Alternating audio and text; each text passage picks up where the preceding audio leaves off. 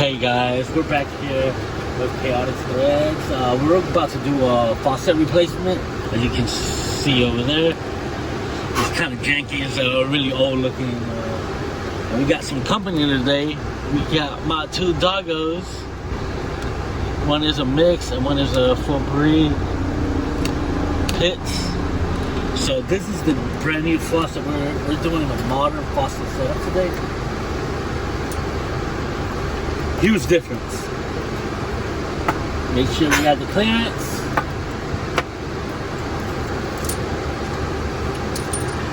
So what we're gonna go ahead and need, you obviously need your bits.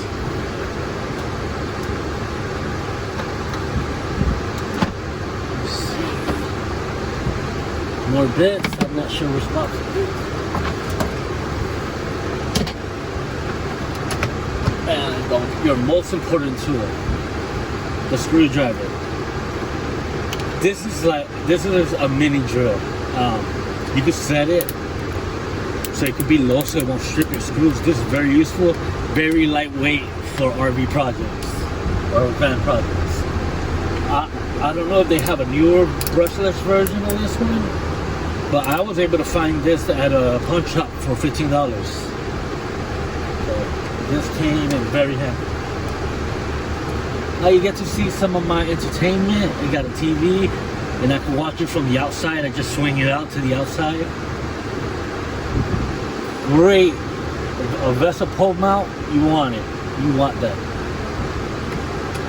And you can tell I have the passenger seat facing towards it. It's a captain's chair, so it swings 360 degrees around, and it just becomes an office.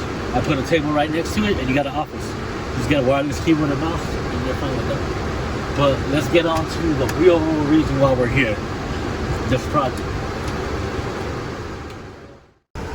Alright, so we're gonna have to take off both of these. What we're gonna do, we're installing a faucet. I had removed the old one. This is an 80s Class B RV. Over 30 years old. Do not want that rust going through my water.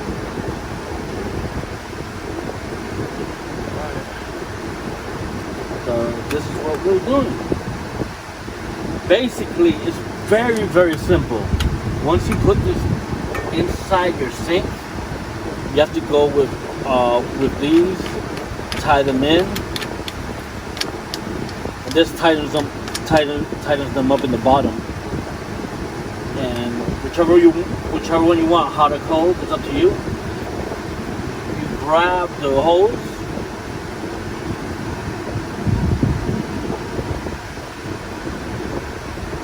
and then you just screw it on. Well, obviously we're gonna do this inside, but since I can't bring my camera into my cabinet, yeah, very simple. That's it. Now once we do that, turn on the water, then it'll come out. I am not trying to turn on the water right now, because obviously we have nowhere for it to go. And what's even great, this particular sink came with a sinkhole, so it's gonna change the whole aesthetic of the van with this.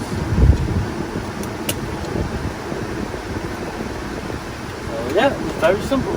This is how we do it. And you would do the same thing to the other one.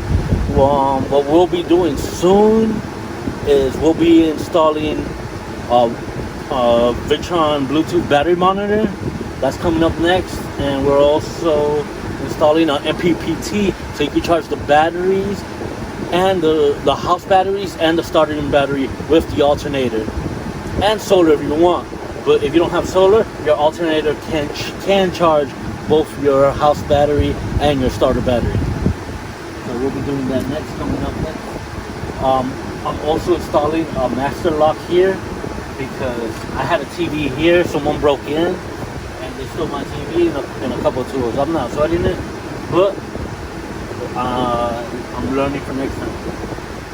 You know, you learn these lessons along the way. So I would suggest, I have a rack in the back of my van, so I only need one for the side doors. If you don't have a rack, they can't open up the back doors because the rack is in the way. But if you don't have a rack, I suggest getting the second lot and buying both of them at the same place. You can check the key codes in the back, and they'll match, and you can use the same key for both of them. I was trying to get one of those long springy ones, but they only had for the single line. My Class B RV only has 2-hole sink, so I had to go with this. Get this out of the way for us. It's very, very simple.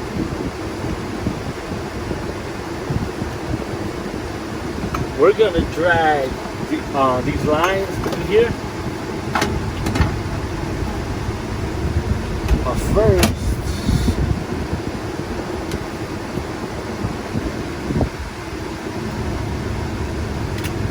we're going to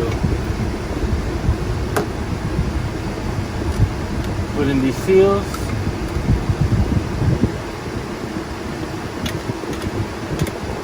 I had to change the old one, it was rusted. This van is from, this Class B RV is from the 80s.